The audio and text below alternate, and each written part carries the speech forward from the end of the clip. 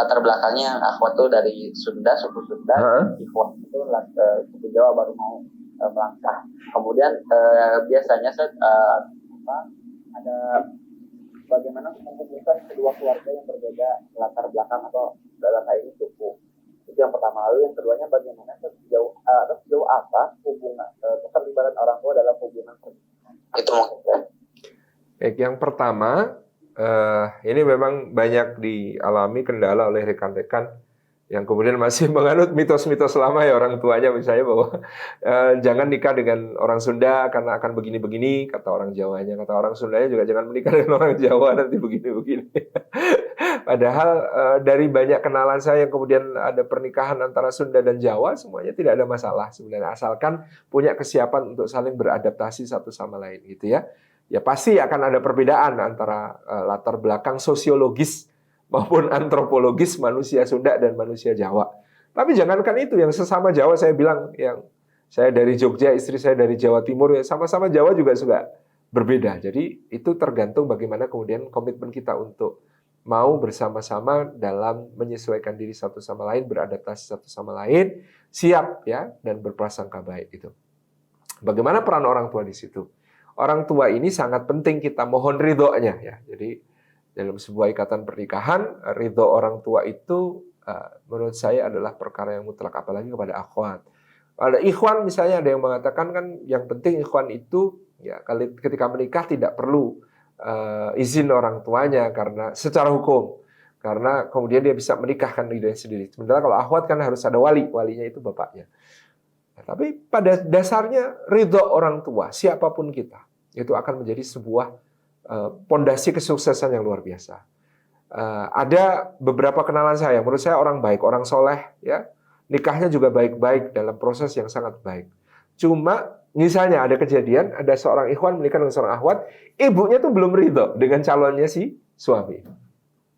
Kok ya qadarullah, gitu ya. Ibunya si ikhwan ini belum ridho dengan si calon istri dari anaknya.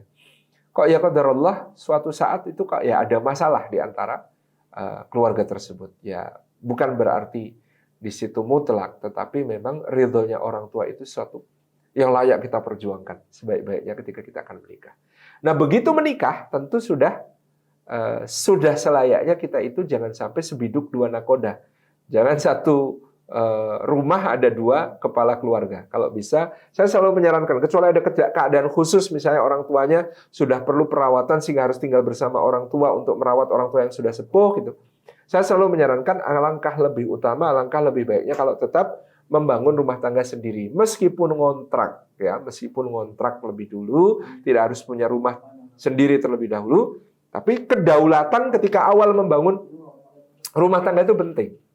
Maksudnya kedaulatan, kita tidak diintervensi dalam berbagai keputusan-keputusan strategis maupun taktis di rumah tangga kita oleh orang tua. Itu penting. Karena ya, gimana tapi tetap berbakti kepada orang tua kalau memang mungkin kan tetap tinggal sendiri. Ya, berbakti kepada orang tua itu justru zurgiban tasdud hubban. Berkunjung yang sekali-sekali itu yang bisa meningkatkan cinta ya. Ya, ini contoh saya ini memberi contoh simpel. Sesuatu itu kalau sesekali itu meningkatkan cinta, tapi kalau setiap hari bisa masalah. Saya itu menantu yang sangat disayang mertua. Rahasianya satu, dibanding menantu-menantu yang lain, saya itu kalau dimasakin apapun di tempat mertua, itu makannya banyak, sering nambah, istilah orang Jawa itu demenak. Kayak Mas Salim itu loh, kalau makan apa saja, enak banget, nyenengke gitu ya. Jadi yang masak ibu mertua itu seneng banget gitu ya. Jadi bapak mertua nemenin makan, loh Mas Salim seneng banget kalau makan itu gini-gini. Nah itu karena saya datang ke tempat mertua sesekali, jadi makan yang lahap itu menjadi sesuatu yang positif. Coba kalau saya setiap hari di situ makannya kayak begitu, maka mungkin mertua akan bilang mantu kerjanya makan terus gitu ya. Jadi negatif gara-gara sering ya. Jadi sesuatu yang kalau sesekali positif itu kalau setiap saat bisa jadi negatif. Maka tadi menurut saya begitu menikah segera membangun rumah tangga kita sendiri di rumah yang berbeda agar kemudian tadi ada independensi kita di dalam menentukan value-value yang tadi perlu kita adaptasikan antara suami istri. Ya. Kalau sama suami istri belum adaptasi, orang tua sudah intervensi, kacau ini. Nanti nggak terbentuk ya ikatan-ikatan value di dalam rumah tangga kita sendiri. Jadi itu yang kedua. Terima kasih.